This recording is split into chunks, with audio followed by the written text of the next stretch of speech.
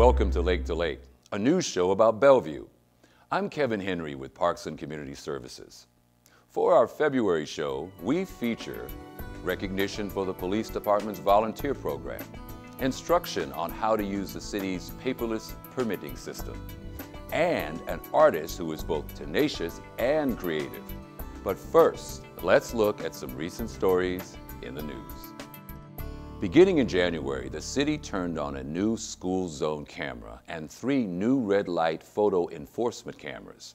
The school zone camera is located at Sunset Elementary at 4400 West Lake Sammamish Parkway. It's intended to keep children safe by helping to enforce a lower speed limit in the school zone.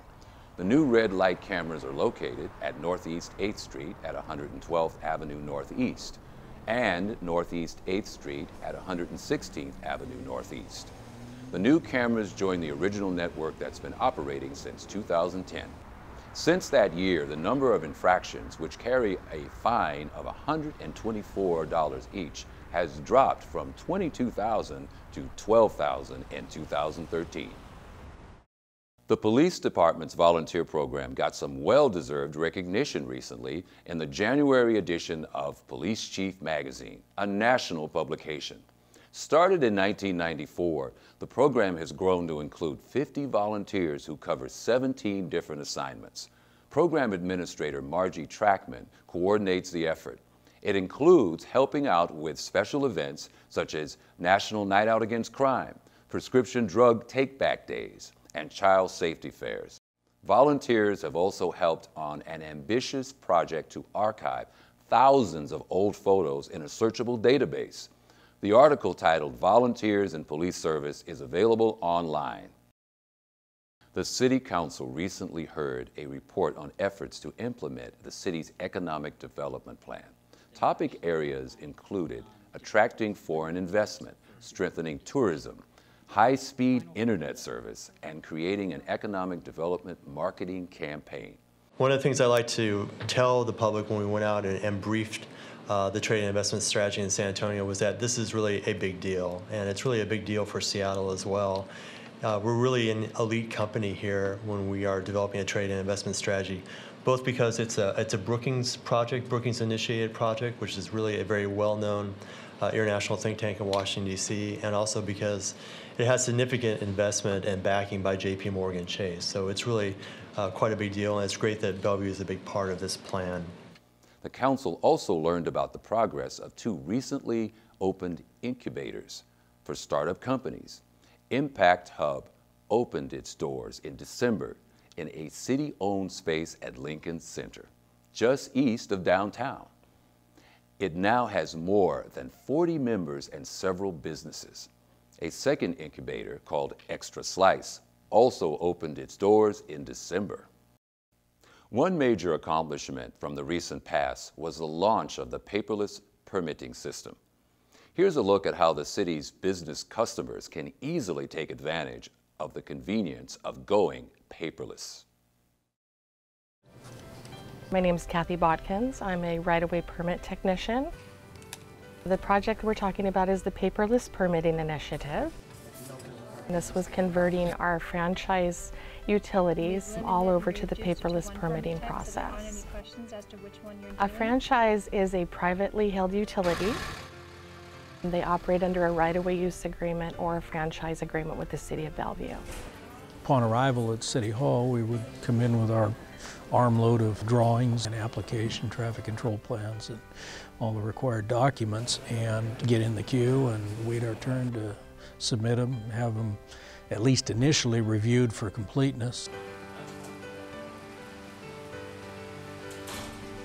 Well, our offices are in Redmond, so it's, depending on the time of day, it's a good half-hour drive in here. If you're in the queue for 25 to 35, 40 minutes, and then a half hour back, you've eaten up all of an hour and a half, close to 2 hours, to come in and either drop off or pick up your permit. This was a project that was important to us in right-of-way. We process a lot of franchise utility permits, and it was important to us to get them on board with the paperless process. The site plan again.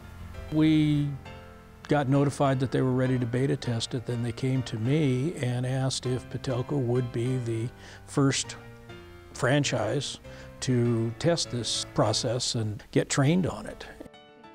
My first thought was, wonder how this is going to work.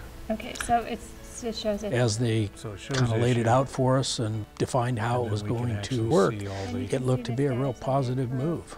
You can also, There's less paper. Every permit that we did required 3 copies, large copies frequently. We're not doing permits through the mail any longer. We're also reducing the number of trips that people that have to come to City Hall to pick up permits. That process is entirely done. Everything is done electronically. I think just for Patelco in particular, it's meant quite a bit of time savings. And the ability to put together documents in a fairly routine format, get them onto the computer, and get them submitted into the city.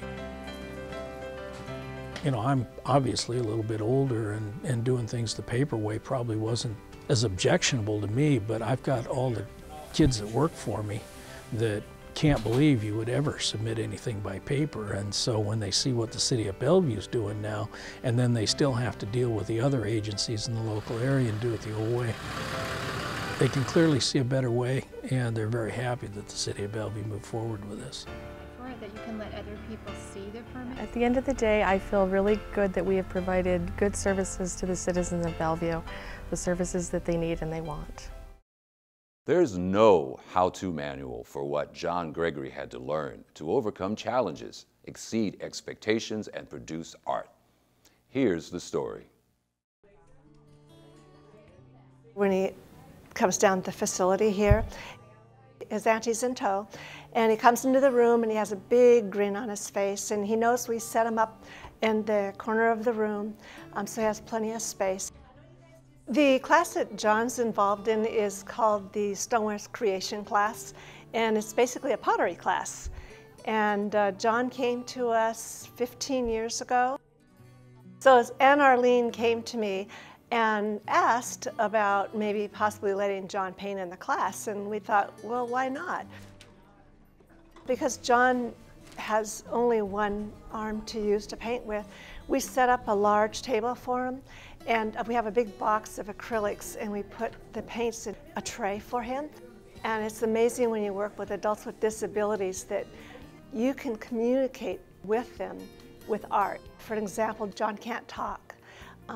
John has a very, very difficult time communicating, but with painting and arts, you can do it.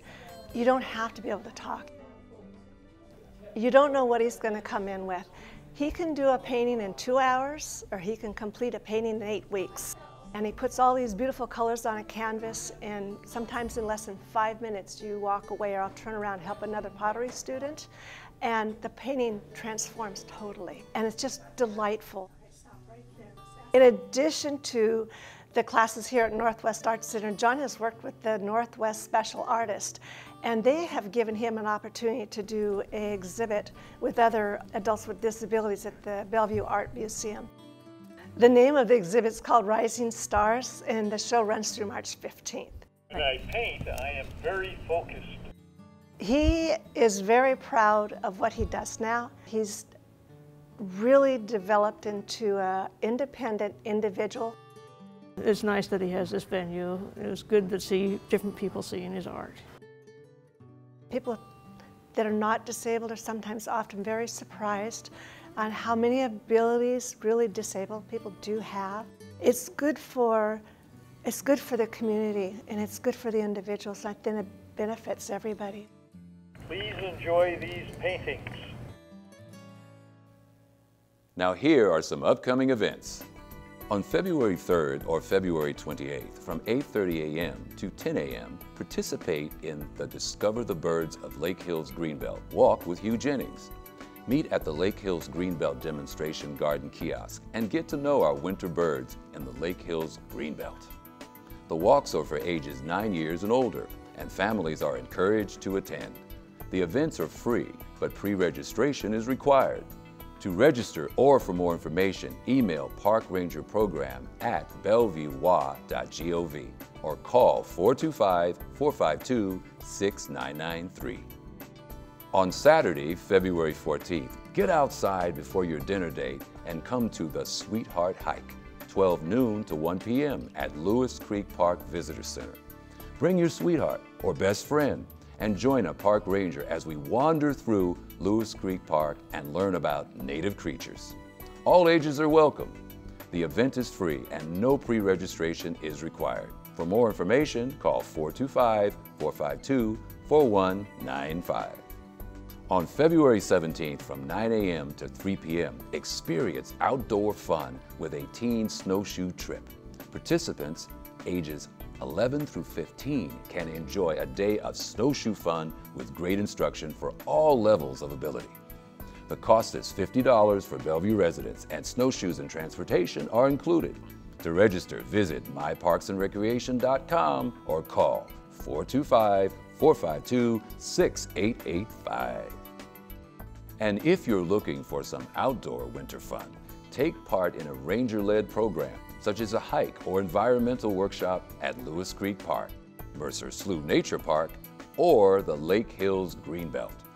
For more information, call 425-452-2565 or 425-452-4195. That's our February show. We hope you enjoyed it. For more information about featured segments, visit us online at bellevuewa.gov. I'm Kevin Henry.